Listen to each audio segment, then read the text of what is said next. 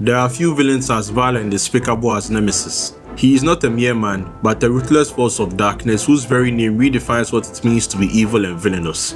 Though his history may be short, his name is seared into every act of brutality he commits.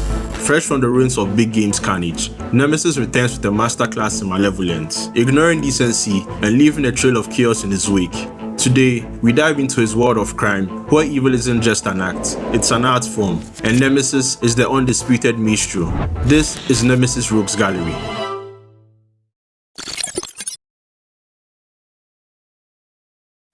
So the story starts off at Colton Brown Penitentiary in California, at the hospital wing, where a nurse is feeding Nemesis. Obviously, after the events of Big Game, he was heavily injured and that's why he's here. We see he's being guarded by two officers, and one asks if he really needs to be fed bones, as he's not comfortable and would like for him to be chained to the bed. Obviously, Nemesis is a very dangerous man, and even with a bone, he could do a lot of damage. But the nurse says he's paralyzed from the neck down, officer. He can't do anyone any harm now. His bones and organs were so damaged in the fight with the superheroes, he can't even take a shit without his special bag. This guy isn't Nemesis anymore. He's just plain old Matthew Anderson now, and to be honest, he's one of my easier patients. And the officer says, doesn't he watch the box? To which he says, Mr. Anderson doesn't like TV. He prefers to be lost in his own thoughts. This is clearly not a good sign, and it's more than likely Nemesis is going to escape by the end of this. Someone sneaks to where Nemesis is, and he tells him, I was wondering when you were going to find a boss to come in here and do this. Who the are you anyway? And the person drops the mobile phone into Nemesis' laps, telling him if it rings any bells. My daughter's purse, her security pass, the 11 bags she was carrying, and the cell phone you shot her through. She was a student at UCLA, waitressing at that big art exhibition, when you smashed through the roof and started killing people. The cops gave me these in a plastic bag. It was everything she had when she died. And Nemesis just says sounds like a fair swap. This man Nemesis obviously doesn't give a damn about what's happened to his daughter. So the man tells him, I'm going to kill you for this. I took a job here 6 months ago and waited for the shift to change. Now I'm finally here. The fact you didn't get the chair for what you do is insanity. And Nemesis plays it off as a joke saying, well, if I were you, I'd hurry up, because tonight's the night some friend of mine are going to break me out and take me somewhere safe to heal. And we see this group of armed marksmen jump out of a helicopter and just start shooting at the people who are meant to guard Nemesis. Nemesis asks the man who came to kill him how he got the gun through security. And the man tells him it's a blue flame gun, and I got it from an old friend of yours. He was the one who put me up to this, and he told me it doesn't show up on metal detectors. What the hell are you chewing anyway? And Nemesis says chicken bones as he spits it out from his mouth, using it to injure the man in his eye. And the man screams, telling Nemesis he blinded him. And Nemesis is like, I'm going to do much worse than that. As he knocks him over, and in a very visceral and raw image on the next page, he bites off the man's lip. The armed marksmen keep going further into the hospital, killing everyone they come across. One encounters the nurse who was feeding Nemesis previously, and he asks where he's being held, and he immediately tells him where, room 616, but he pleads for them to not hurt him, and that Nemesis wouldn't want that, as he's been really good to him. To which another one of the marksmen says they should just bring him along to see what Nemesis wants. So they arrive there to see the mess that Nemesis has left. And Nemesis is just like, would one of them pick him up already? He can't turn around himself, with his arms being paralyzed. They immediately pick him up and get him on a stretcher, and they inform him that they only have a couple of minutes before the heavy artillery comes in to stop them from helping Nemesis break out. Before the other asks what they should do with the nurse and if they should spare his life, and he tells them they can do what they want, he doesn't give a damn, and I'm sure they did blind him. So they just stroll out and manage to get him to the helicopter, and he asks how far their boat is, to which the lackey responds they are not going to use a boat, and they've managed to obtain a submarine, as it will be harder to track by satellite, and there will be less chance of interception, and they estimate that they will be in a location called NCU Baba in about 3 days. So they get in the helicopter and fly off, and they just blow up the entire hospital, which seems to bring Nemesis delight. I'm not too surprised with that, he was stuck there after being paralyzed. So we then continue with some narration. Deep beneath the streets of Los Angeles lies the Temple of Hanpa, home to an ancient Babylonian death cult. These were some of my teachers in the past, and the story goes that these men and women are thousands of years old. I have no reason to disbelieve that, as the mysterious man seated in a chair tells him, welcome back, Mr. Anderson. It's been a long time. I trust my men took good care of you. And he tells him that that isn't his name anymore, NCU Baba. He left it behind many years ago during his death and rebirth ceremony, and he knows what they call him now. The man responds, the fraternity brought you here as a little boy. but you are even weaker now than you were in those days. Your name is Das Matthew Anderson, until you are back to the man I helped them forge. Now tell me, have you come here seeking revenge for what the superheroes did to you? Because I understand you are lucky to be alive after the fraternity was obliterated. To which Nemesis says, I'll have my revenge in time. All I want now is to repair this body and build up my resources again. And the man responds, you realize the price for our services? And he says, for repairing me, $50 million if I recall. And the man says, the other price I mean, the one you can't put a number on. To which Nemesis says, I do.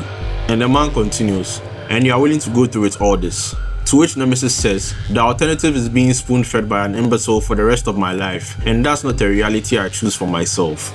The man then warns, I'm just making sure you appreciate what you are giving up. The fraternity hired the world's most evil men to train you, but you've been left down here squabbling over scraps.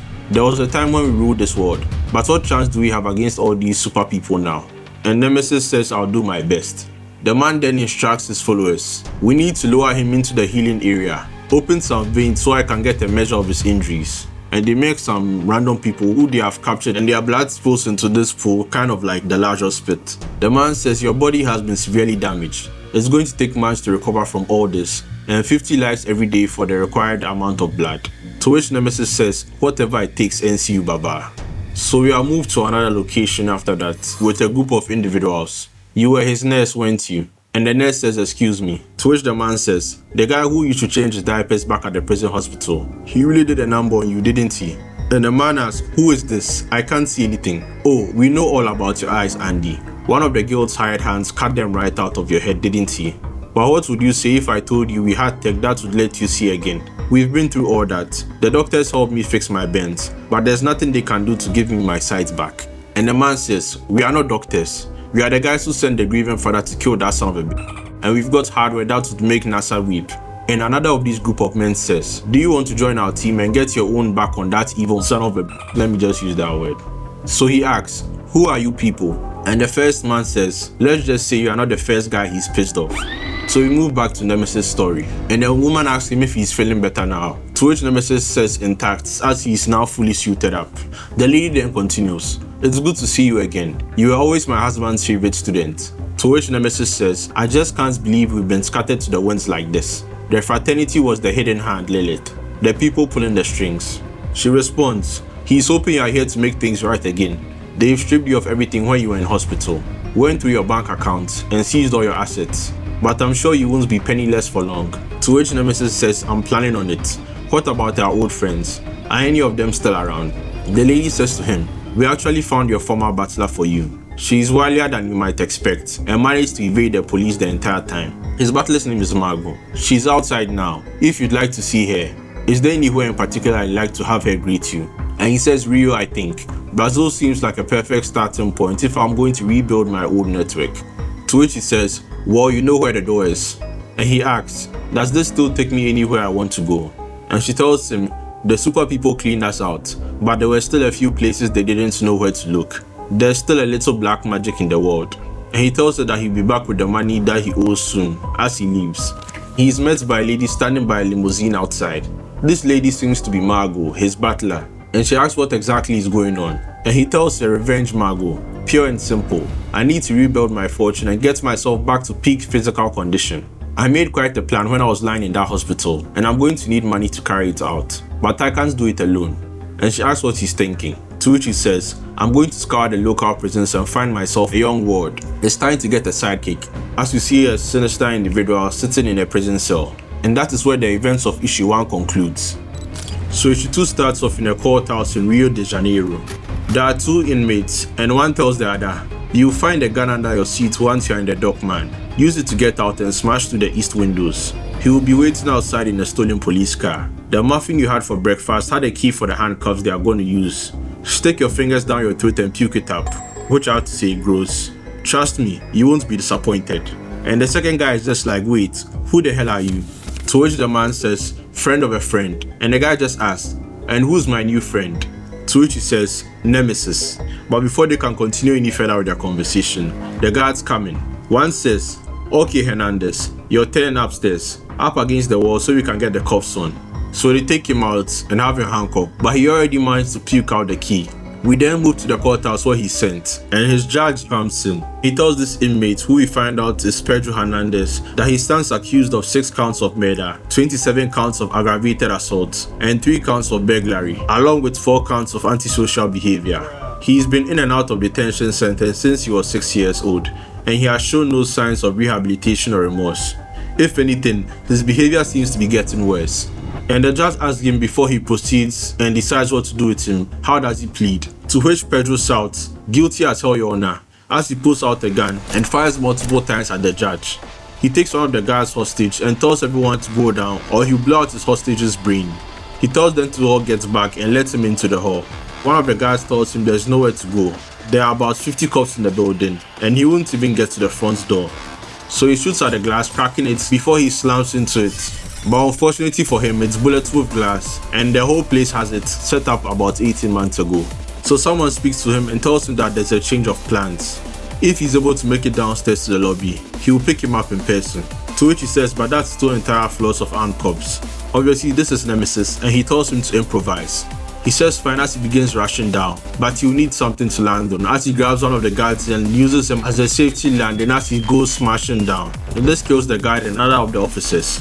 More officers approach and he picks up their guns as he keeps making his way through. Nemesis immediately rushes in with a police vehicle, crashing into the courthouse building. He opens up the door and Pedro quickly gets in. He tells Pedro, "Nice to finally meet you. I read a lot about you and I think you might be perfect for what I've got planned over the next few weeks." He continues, "Would you mind taking the wheel for a second? Because the car isn't wide enough to take all these cops out." The cops outside starts firing at them and he opens the door holding a katana as he cuts one of the officers in half. Pedro is obviously freaked out. This is not something that happens even for someone who is already a killer. Nemesis tells him that we are going to have every cop in Rio after us now, but do as I say and you'll be absolutely fine. One of the officers tries to call for help.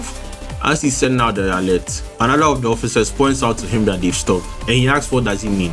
To which the other officer says he doesn't know, but the car just rolled to a halt, meaning they might be injured.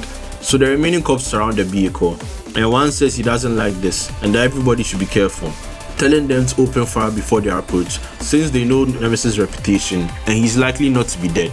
So they all fire into the vehicle, but this unknown to them was a trap and there was a bomb in the police vehicle which goes off. So we go elsewhere as it seems they managed to escape, and Nemesis asks Pedro if he knows where they are. To which Pedro says in the basement under the supermarket, and Nemesis tells him that they are in one of many hideouts around the world. He then asks if he knows why he brought him here, and Pedro, trying to make a joke, says it's not a sex thing, is it? And Nemesis says, actually, I'm looking for a very different kind of partner, and if your police record is anything to go by, you're exactly what I had in mind. My cash reserves have been running low since they locked me up, and I owe a friend a huge amount of money. My offer to you is 10% of everything we make, and I train you up to be a world-class super criminal. And Pedro is excited about this. A crazy young man like him would obviously be happier about that opportunity. That's the kind of adrenaline and excitement he's looking for. Nemesis tells him, there's superheroes in the world again, and they are starting to form teams. Maybe it's time the bad guys started clubbing together too. What do you think? Are you ready for a life of girls, drugs, and very expensive cars? Pedro is like, hell yes. Nemesis, trying to caution him, says, are you sure? Because once you swear this oath, you've made a promise to me, and that's not something you can ever take back. Pedro Iga just tells him, you have my word, Mr. Nemesis. This is a total dream for me. There's nothing in the world I'd rather be than your partner in crime. And Nemesis continues, good, well now we can fuck. And Pedro is obviously confused and he asks what, and Nemesis just says he's kidding. So we get this villain training montage as he's training him up and giving him guidance on how to become this great supervillain. Your skills are good, but I want to raise you up to the next level. No more cheap credit card fraud. You are going to be as proficient with computers as Tech Valley's biggest nerds. No more stealing purses in the street. You are going to be stealing rubies from Maharajas. I want you expert in every fighting technique known to man, but I also want you to be able to blend into high society. We need to get up close to our targets and be so rich, handsome and charming. We are the last people anyone suspects just empty their safes. And we see the two of them walking, I'm assuming somewhere else, probably still in Rio. Pedro asks him, is this what lame-ass clothes are all about? Trying to look like a rich guy. And Nemesis tells him, these lame-ass clothes are for your new identity, Pedro. You are shedding your old skin and about to start a brand new life. We then fast forward a bit again, and we see Nemesis on a roof as he attacks a gentleman in a vehicle. I'm not the one you should be worried about, Anton. I'd be looking at the guy in the backseat if I were you. And we see a hand pull up a gun and just shoot him. And the person gets out. This was none other than Pedro. So Nemesis tells him who this man is. Anton Albrecht, software billionaire, a recluse for the past decade who only left the house to eat here once a week. So no one really remembers what he looks like. And Pedro is like, are you kidding me? To which Nemesis says, why not? He's not going to be using his face anymore. So they go to this man Anton's home, and now Nemesis is masquerading as this individual Anton. Imagine having a place like this and never having fun. This is going to be our base of operations for a while as we ingratiate ourselves with the super rich and rob the bastards blind. This is my butler Margot, by the way. I've got so much shit on her, she will go to prison forever if she tries anything stupid. So I feel confident saying we can trust her with anything. And she tells the young man Pedro, a pleasure to meet you. It's going to be wonderful having another entitled prick to wait on hand and foot. So he goes on to tell Pedro, now I hope you have a taste for cocaine and prostitutes, young man, because I think I've ordered on both. Which is a very irresponsible thing, but who is expecting morals from a villain who kills people for fun? So now we fast forward again, and Nemesis is coaching Pedro. I'm going to give you Rookie as your code name. I like the way that rolls. Nemesis and Rookie out there making money every night. Are you ready for our first big robbery? And Pedro is like, that depends. How do I look? And we see him also finally suited up with 2 handguns in arm. And Nemesis compliments him, telling him badass. So now we are taken to San Diego, and we see this gentleman who were previously looking for Nemesis and recruited the male nurse who took care of him. One asks the nurse, how are you doing in there, Andy? Picture still a little out of focus. And he tells him, yeah, but I can see. It's getting sharper and the colors are coming back too. How did he say this thing worked again? And one of the men tells him, the goggles plug directly into your brain and override the need for your eyeballs. The gloves were built to convert solar energy into hard light daggers you can fire at your opponents. And he's impressed and asks where they found this stuff. To which one responds, a castle in Eastern Europe, one of the fraternity's old safe houses. This was where they stored all their arsenals in case the superheroes ever came back. And he's like, how did they even know about this? But that is where issue number 2 also closes off. So issue number 3 picks off right where we left off in San Diego. And for lack of better words, Nemesis Rogues Gallery. See what I did there? I mentioned the title of the story in my narration. The nurse asks the guy he's conversing with, so what did Nemesis take from Mr. Park? He never told me. To which the guy says he's never told anyone, Andy. But he knows where to find him, and that's all that matters. Just as long as we get to kill this son of a bitch. But then we move back to the mansion where Nemesis and Pedro are now set up. Pedro is not just a morning guy, but also not an afternoon guy, because Nemesis says it's 2 p.m. Pedro. There's money to be made. We've stolen 20 million already, but there's a long way to go before we hit our target. And Pedro asks him where Tessa and Trixie are. Obviously, the ladies of the night, let me say, that Nemesis introduced him to. He should please tell him that he hasn't killed any of them. To which Nemesis says, don't be ridiculous. I have huge respect for sex workers, son. They've brought me a great deal of pleasure over the years. They left after breakfast with one of my gold watches, but no big deal. There's plenty more where that came from in Mr. Albrecht's personal safe. Pedro then tells him that he can't believe how much his head hurts. Do they really have to be playboys and thieves at the same time? To which Nemesis tells him there's no point in being a thief if you can't have a little fun with it. Just then, Margot comes in, asking Pedro to sample her special brandy smoothie, and that's an old family recipe that can neutralize any hangover. To which Nemesis says no time. Pedro needs to get into his costume and that they have a plane to catch. On the next page, we are sent right back into action with Nemesis using these, I don't know the gun model, ARs, AKs, but he has 2 of them as he's descending down and firing at this massive military helicopter, I believe. So the people inside panic and we see the Rookie lodged at the top of the helicopter as he's trying to get in. The personnel inside notice that there's someone coming up from the top of the plane, and one says what are they waiting for and that he should shoot him. So they just discharge fire into the top of the helicopter.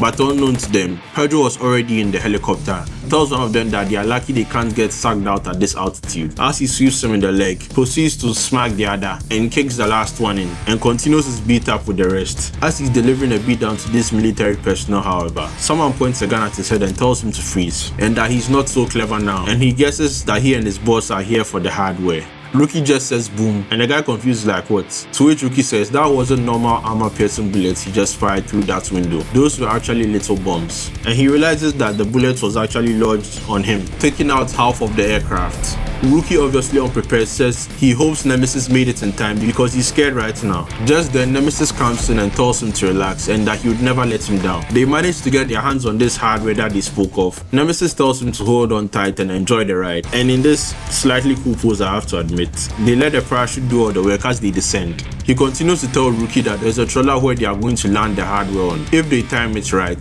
the ship would be able to carry them to shore. The Rookie asks if the men work for him. He says not yet, but he suspects they will once he slits their captain's throat. So shortly after that, we are back at Anton Albrecht's mansion. He and Pedro are having a conversation again. Pedro says, wow, that's some fancy stuff we just stole. Tranquilizer rings, mini earthquake generators. How much does Nemesis think these new gadgets are worth? To which Nemesis says, on the black market, 10 or 20 million. But they didn't steal this new technology to sell it. They are going to use it in their next big job. To which Pedro is like, come again. Nemesis tells him, you need to spend a lot to make a lot, and I need serious money by the end of the month. This little stash of high-tech weapons could mean a different class of robbery. Margot comes in telling him they have an invitation to a man named Adrian Zigo's environmental ball, and whether she should place it in the trash. He tells her no, and that is exactly what he was referring to when talking to Pedro. The Green Movement is where all the corporate money is right now. He plans for them to steal the Heart of India diamond at the auction and pick whatever pockets they can while they are there. So then we fast forward to the big charity auction, and we see some uber rich gentlemen talking about this carbon neutral spaceship with Nemesis, who is disguised as Albrecht still. The man continues, the production was only limited to one, I'm afraid, but Adrian Zigo felt bad about all the air miles he was clocking up as he traveled the world and decided to put his money where his mouth was. Can you believe what he's achieved these past few years? He cured polio in India, blindness in Africa, and started climate change initiatives in almost every country. I wish more rich guys cared about the world, but the auction tonight should be their chance to redeem themselves. To which Pedro comes in and asks if the man is Cash Crosby, the cell phone guy. Obviously, this is a very powerful and rich man. The man, Mr. Crosby, tells him that he checked out of that game quite a few years ago, and now he's taking a leaf out of Adrian's book and looking for new ways to get rid of his money. To which Pedro says he knows two guys that can help him with that. Crosby then takes his leave and tells him that he's noticed another major opportunity to give his cash away. Beautiful young girls who will help him spend it, as he approaches these two ladies. Pedro calls him a hypocrite and says to Nemesis that these men are on TV always talking about morality, but are just a bunch of dogs like everyone else. So Nemesis asks him how he's enjoying his new life as a mover and shaker in high society, to which Pedro says the food's good, but he can't believe they are not allowed to touch all the amazing booze there. To which Nemesis reminds him that they need a clear head for the mission. He is listening to security right now on his AirPod, and they are bringing the Heart of India up for auction in 35 minutes. Pedro says 200 million is a huge amount of money. Who do you think they are hoping to sell it to? And Nemesis says another rich guy who can do what he did. Auction it for charity to distract from the fact that he doesn't pay his taxes. Someone calls out to Nemesis. It's Adrian Zigo, and he approaches, seeming eager to meet Nemesis' alter ego right now, Albrecht. Nemesis tells him that he enjoyed the speech, but then he's hoping he wasn't referring to him when he was talking about reducing the world's population. Adrian tells him that he shouldn't worry, and that they only want to reduce the little guys. Besides, less people means more money for them, and that they don't need workers now as they have AI. He then continues, listen, I know this isn't the time, but I remember you were quite a ladies' man back in the day. Why don't they meet for lunch next week? And he will tell him about a playground he found for men who can afford it, and he has a feeling Nemesis will get a kick out of it. To which Nemesis says he probably will. So Nemesis clues in Pedro on what exactly he means. The playground he was referring to is a party island, and the entrance fee is $100 million. But once they are inside, it's a game changer. This is the very thing that they've been building towards. So we are then distracted to a random woman who seems displeased with someone. This is the wife of the man Nemesis was talking to before meeting Adrian, and she seems displeased with her husband going around with a young woman and compares the man to his father. So she approaches Nemesis and tells him that for once she wants to make him jealous. So why don't the both of them go somewhere and do something stupid, and that her daughter will look after his little friend Pedro. Nemesis doesn't hesitate to take up the offer and is like, why not? He's getting bored with all the corporate virtue signaling anyway. So someone speaks over the comms and asks how they are doing back there and whether the two of them took the bait. And the lady responds, hook, line and sinker, daddy. So the lady then tells Nemesis, why don't we all just slip into the storeroom for a while? Nobody's going to miss us if you are just 5 minutes. And Nemesis is like, only 5. And the lady seems strangely pleased. She was worried that they'd be shy. Before anything happens, however, Nemesis uses the tranquilizer ring that they stole to put the lady out of commission, but that they will only be out for 20 minutes or so, and they have a very tight window to operate in. Pedro tells him that the security cameras have been neutralized by the CCTV looper, and they have them running footage recorded 20 minutes ago. Nemesis says perfect as they both suit up. All their two alibis are left there to sleep. So they move downstairs in the building, and Nemesis is just like, that went easier than he expected. He had to kill a couple of guards, but the safe itself was a piece of cake, and says to himself that he has to check if the cameras are definitely down in the east corridor, and tells Pedro to check the cameras. He doesn't want to get in a fight while he's down holding the diamond. So he tries to communicate with Pedro, but it seems the line is down, and all he seems to hear is static. Before he can say anything else, someone saws off his arm, and we see a group of 4 men, obviously Nemesis Rogues Gallery. And the next guy responds to Nemesis saying that's just for starters. And another continues, we've trained for this for a long time, motherfucker. This is revenge for all of our loved ones. And we see Nemesis lying down writing in pain. Unknown to them, they messed up badly. The person takes off the mask and says, you think I'm Nemesis, don't you? But I'm not. I'm Cash Crosby, and I used to be a big deal in the cell phone business until I lost everything in a financial crash. Now I'm a cat burglar and I steal from rich friends. Nobody suspects me because I'm rich too. My wife and daughter are in on it with me, and they take care of the security cameras. You can talk to them through my earpiece if you like. I'm only dressed as Nemesis because he's the guy the cops are looking for. I was really just hoping he would get the blame. To which the nurse asks someone called Sang if they got all of that. We see this guy Sang is a man at the top of a building with a sniper rifle, and he tells them that there's something wrong. The rookie should be with him and that they should get a clearer picture of his face. And he tells them that that isn't Nemesis and that he's telling the truth. So they ask what they are supposed to do now. But before they can decide their next plan of action, Nemesis and Rocky show up, and Nemesis is just like, what the hell is going on? And that is where issue number 3 ends at. Right off the jump in issue 4, everything kicks into high gears, and the next guy tells everyone to get out. He fires his light daggers at Nemesis, but he blocks it with his katana and tells him, oh no you don't. Nobody gets a shot at him twice. So he and Rookie start scrapping with the group that came after them, and one of the guys pulls out a sleep gun. Next thing you know, Rookie and Nemesis are in a different location, and they are being attacked by a dinosaur and some ogre. Rookie asks where they are, and Nemesis tells him that it isn't real and they've been trapped in an illusion. He just has to close his eyes and turn his earpods up. They can track their assailants using their heartbeats.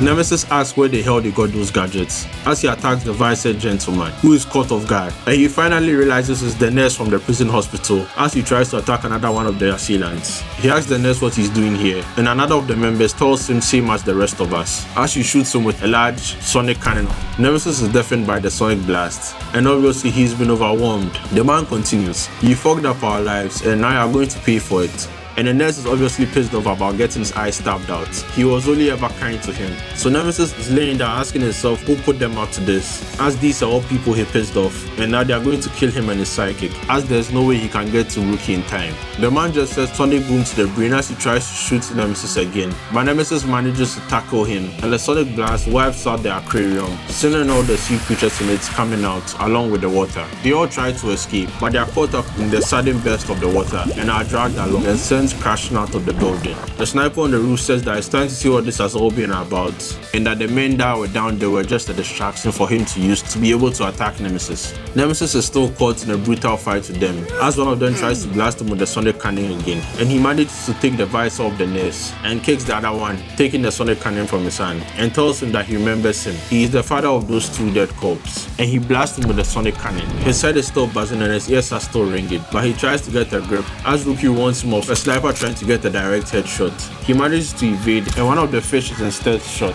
The sniper panics as he realizes that Nemesis knows where he is, and he launches a few throwing stars at the sniper as he tells Rookie to chase after him, and the others were only decoys. They burst into where the sniper was, and Rookie asks what exactly is going on and who that guy was. Nemesis tells him he's long gone, but that they have other problems to deal with now. All those rich girls obviously have high security, and they've got the place surrounded. He hacks into the building cameras with the contact lenses he stole, and he has seen about 100 guards on the stairs. The building is also surrounded by 3 helicopters with snipers on them, and they are starting to block the roads. So Rookie panics and asks what they are going to do, and Nemesis is like, remember I taught you how to escape from a collapsing building. And Rookie is just like, I thought that was a joke. So Nemesis pulls out the earthquake pen from their military hall that they stole, and he's going to take out the foundations here. but he'll give Rookie a 10-second start. As he tells him to start running and head for the police tracks, promises he'll be right behind him. So he initiates the earthquake, and the security personnel in the building start to realize and also try to escape, but it seems it's too late, and the building seems to be collapsing along with them, seemingly managed to take a whole lot of them out. The remaining who are outside seem to have lost their tracks, but they are trying to evacuate the VIP as well. One of the VIPs says that they are damn right and they need to get them out of there. What do they think they are being paid for? Unknown to them, Nemesis and Rookie are hiding under a particular vehicle, and Rookie asks if Nemesis is okay. Nemesis tells him he's fine, but his ribs feel like a concertina. I don't know what that is, but that's an interesting way to put it. And that he's more pissed off that they lost the 100 million haul. They needed that money for the next stage of their plan, and he doesn't know what they'll do now that they are going home empty-handed. But Rookie is like, who said they were going empty-handed? As he pulls out the gem that they came to steal. Meaning, luckily for them, their heist was successful, thanks to Rookie. So Nemesis is like, how the hell did he get it? And Rookie responds telling him how did he think he was going to let the $100 million diamond slip through his fingers. And obviously Nemesis gives him praise. So Rookie now asks who the hell those people were, who even had a big sonic blaster. And Nemesis tells him that it's nobody important, just people he pissed off in the past, but that their leader and him have a history, and he's pretty damn sure he knows who that is. So we move back to Nemesis Rose Gallery, but we see them elsewhere trying to recover from the battle they just had with Nemesis, and a lot of them were greatly injured. The sniper on the roof reveals to them the reason why he has a grudge. He actually used to be Nemesis' sidekick, and the nurse is shocked, but he continues. I was the Rookie before that kid he's using now, back when he was still training, and nobody knew he even existed. I'll never forget the first time I saw him, back in Seoul, after I'd knifed the guy in the gang fight. The cops had just arrested me and were locking me in their police car when he appeared, as we see a flashback of him murdering these two cops and breaking this young gentleman out. What happened next changed my life forever. I had grown up in the slums hustling for cash anywhere I could. I robbed and killed my first tourist when I was 9 years old. I was a force of nature, but he taught me discipline, manners, how to fight like a soldier instead of a thug, and always stay one step ahead of my enemies. These were the years he was refining his skills, building a fortune as he plotted his revenge against the cops who killed his parents. He said he was up against the entire world, and he needed a partner to do what lay ahead. I had never felt more honored. He was everything I wanted to be, the father I never knew. What a time we had with all that money we were pulling in. The world had no idea the two of us were even out there. We were living the high life in one of his many fake identities, and at night time, we bled the world dry. But the good times wouldn't last forever. After a while, he just got bored and sent me on a solo job to rob a bullion truck. When I got there, the cops were waiting and all the bullets in my guns had been replaced by blanks. I tried to explain, but I just sounded crazy. He'd also given them all my training footage, linking me to dozens of violent robberies. So I was locked up for 50 years, while he disappeared in a puff of smoke and started a new life in one of his many secret identities. And the vice-head guy asked him, how long did you do in prison? 8 years in maximum security, but I spotted my chance when they moved me somewhere lower risk. That's when I rounded up you guys. It wasn't too hard to form a team from all the misery he's caused. And one of them asked, but how do we find him now, Sang? We don't know where he's going to strike next. And Sang tells them, oh yes we do. We don't know the name he's living under now, but I still have all his old crypto codes. And I just saw a massive transfer of cash being paid for a trip he's planning this weekend. And the vice-head guy is like, what kind of trip cost $100 million?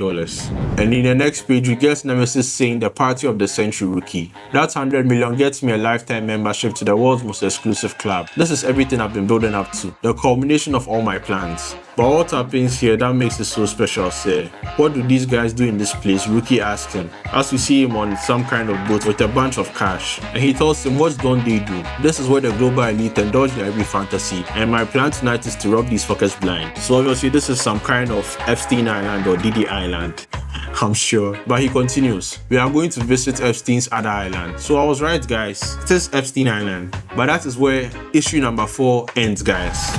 This brings us to the penultimate issue of Nemesis Rogues Gallery, issue number 5, and I can tell you, it's the craziest issue yet, nothing short of what would come out of the mind of someone like Mark Miller. So it continues with them journeying to this island, and Nemesis gives us some more narration on what exactly is going on. That terrible island wasn't the only place the rich and powerful went to break the law. There's hotspots like this all over the world, run by the security services on behalf of a super rich elite you never see in the newspapers. The Hollywood guys are an important ingredient because they provide the glamour. They make all the senators and captains of the industry feel like their inner circle. Our man-made laws only for the little people. This is where our masters come to fuck and kill, to do whatever they please and entirely without consequence. someone welcomes them to this party island and tells them he hopes they've left their conscience on the mainland. And that to me is an indicator of some of the messed up stuff that goes on this island. To which Nemesis responds, "I left my conscience in my adolescence, Mr. Copeland. Now tell me, did everyone here really pay 100 mil to join?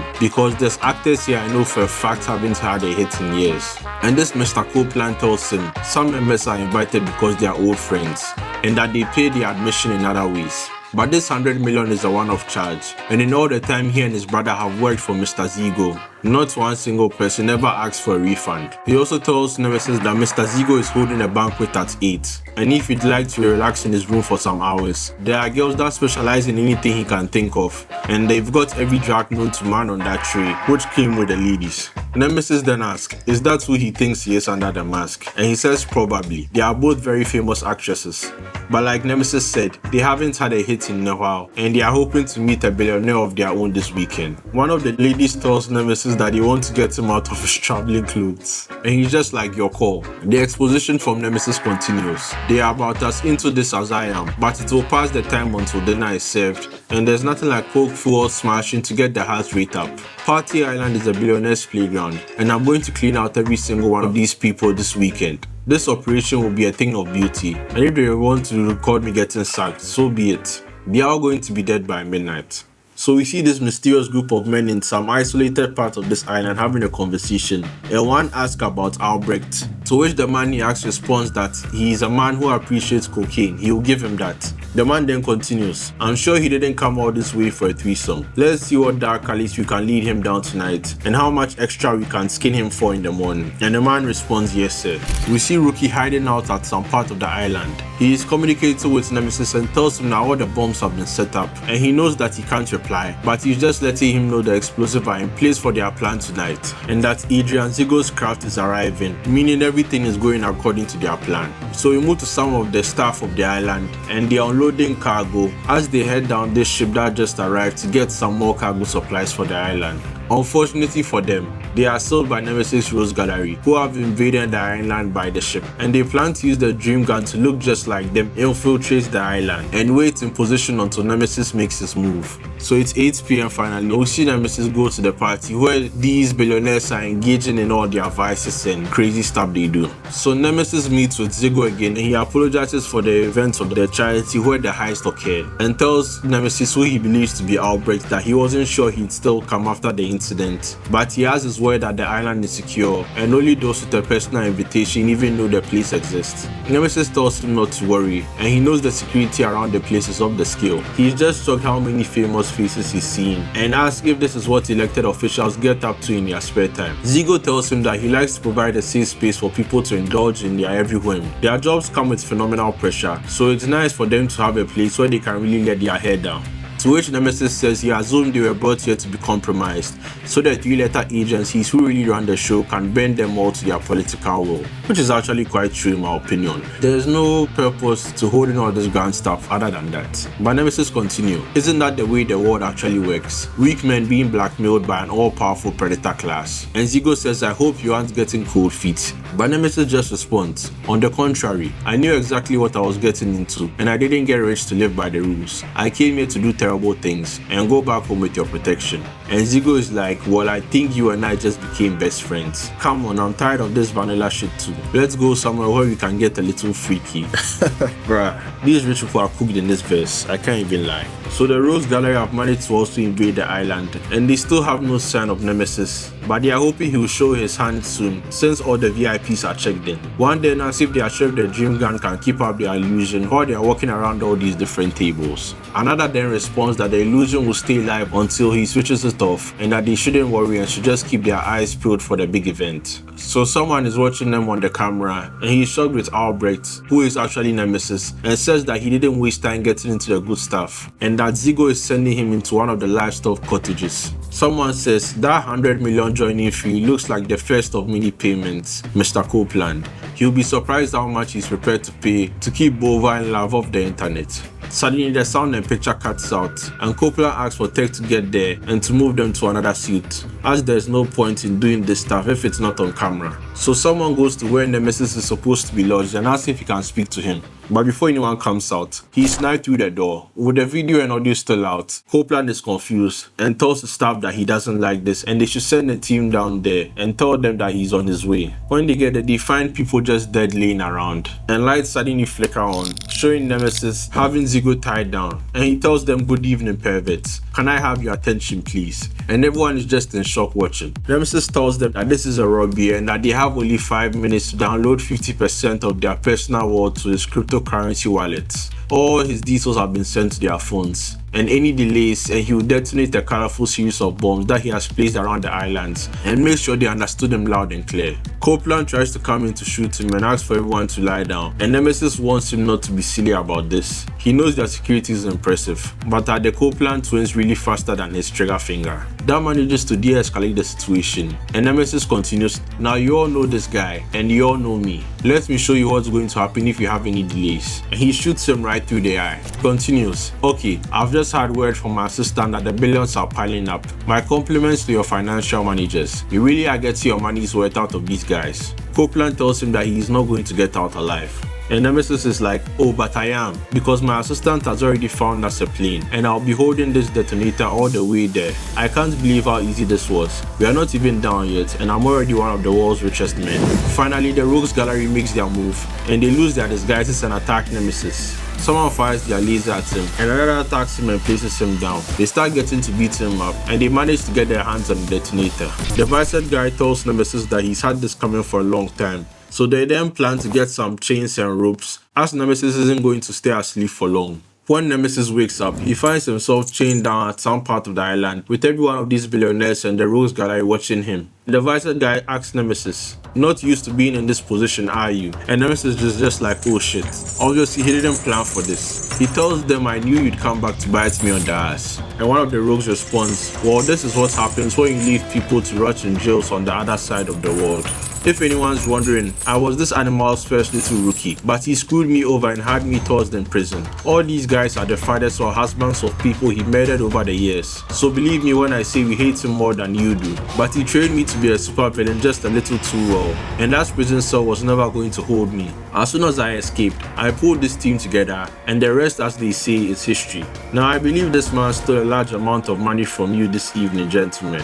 Is there anything you'd like to do to him before you put a bullet in his head?" And Copeland says, "We just want to say how much we appreciate these boys. You'll be very well rewarded for what you've done here." Nemesis tells them that they aren't going to do jack shit. To which Sang says, "Oh really? Because it looks to us like you aren't in a position to be issuing orders. There's sincere sadness in this crowd tonight, and you took something they are all angry about." Nemesis tells him that in 2 minutes they aren't going to give a damn about their money. Their only concern will be their reputations and how they are going to stay out of jail, which confuses a lot of them until he pulls out blackmail images of the activities that had been going on and the depraved things some of these people had been doing on this island. Look up on the screens and you see all the donkey and whatever else you people have been getting up to over the years. It's all been stored on the server for blackmail, and my sidekick out there has hacked into the system. He is ready to upload this to every website and every private email address in the world in 2 minutes unless you assholes do as I say.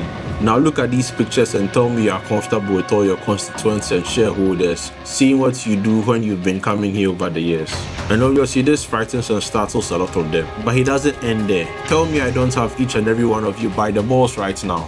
One of the billionaires asks him what he wants, to which Nemesis says, "I'll tell you exactly what I want you to do. I want you to murder these little pricks." And they are just like, "Wait, you don't have to do what he says. We just need to find the sidekick." But they are too late to convince them and one gets shot right to the head. Copeland orders to kill them all and they've only got 2 minutes. So the rogues try to make a run for it, and one says you try and hold them back with a sonic cannon, but he also gets shot. So they keep running, trying to get back to the boat. And Rookie finally comes in, asking Nemesis if he's ready for his ride home. But Nemesis tells him to give him another couple of minutes, as there's 1 or 2 things he needs to wrap up first. Copeland tells him that the only thing he's going to do is tell him where that kid is, or else he'll blow a hole in his head, and that nobody will be able to help him now. But before Copeland is able to act or get any information out of Nemesis, he breaks out of the chains that were keeping him tied down and makes use of them as weapons to impale Copeland. Copeland falls to the ground heavily injured, and Nemesis tells him that he doesn't need help from anyone. He tells Rookie 2 minutes and that he can find him using the tracker. The Rogues Gallery still being occupied with the people attacking them, asks Sang to go without them, as he is the only one who has the necessary skills and training to form a new team that would be able to take out Nemesis if they failed here. So he makes a run for it, but the remaining Copeland twin asks for them to go after him into the jungle, else they would never find him once he's in the trees. So they chase after him, but before they can reach him, Nemesis already does. He tells Sang that he's very impressed. Obviously he taught him well, so Sang tries to open fire on Nemesis, and that draws attention to his location. Nemesis manages to gain the upper hand and catch Sang off guard. He tells him that no matter how much training he got, no matter how many push-ups he did, he'd only ever be that street star, and sometimes people need to know who's boss. Before slitting his throat, they tell Nemesis to freeze and that there's 100 of them and only one of him, so he shouldn't do anything stupid. They order him to give back the money or they'll empty their clips into his face, to which Nemesis just sighs and asks them if that's the mouth they kiss their cows with, as Rookie finally arrives to save Nemesis, making use of that space vehicle that belongs to the billionaire he shot in the eyeball. Nemesis asks Rookie if the explosives are primed, and he tells him he's ready when he is. He tells him good, as they detonate the charges, destroy the entire island, and they ride off into the sunset, I guess.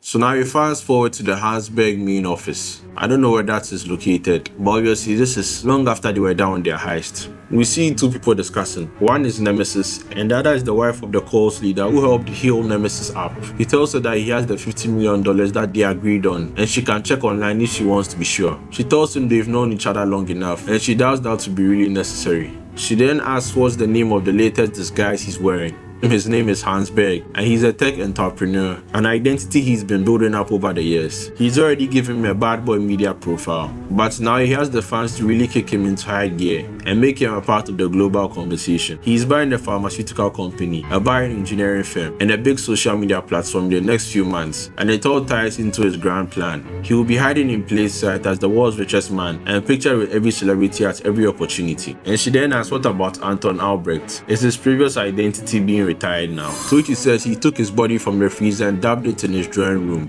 He made it look like a perfectly typical homicide, and that is the last he'll be using Albrecht's identity. So the lady then asks about Rookie, and he says sadly that wasn't quite as neat. We then possibly move back a few days ago, and Nemesis has Rookie tied down. Rookie asks him why he's doing this, thought they were friends, and that he'd never do what the first Rookie did. He swears on his mother's life. Nemesis tells him that he does know, and that Pedro is a good kid whose loyalty was never in question. He continues, I'm actually doing this because we are friends. That's the other price NCA Baba charges for his services. He wants the heart of someone you care about. And I didn't give a shit about anyone until you and I started working together. I had to find someone I knew I would like, and I like you a lot, kid. It's a compliment in its own strange way. Pedro tries to beg for his life, but Nemesis just tells him to be quiet and that he can't be friends with the pussy, as he finally stabs him in the heart as Pedro is crying. He then tells Lily that Pedro's heart is in another case if she's curious, and she just tells him that her husband would be most appreciative. He then asks her if she's ever scared of her husband, a being over 1,000 years old who feeds on human misery, and she just tells him that we all have to feed on something, Matthew. He's the greatest man I've ever known, and just does what it takes to survive in these strange times. To which he says, I know the feeling. So she asks him, what now? Are you going after all those super people who put you in the hospital last year? Are you planning to get revenge now you've built up this vast fortune from all those men on the island? And he says no, I have to think bigger. Of course I'll destroy them when the time comes. But my ambitions grew when I was lying in that bed and I worked out the mother of all evil plans. I'm going to take over the entire world.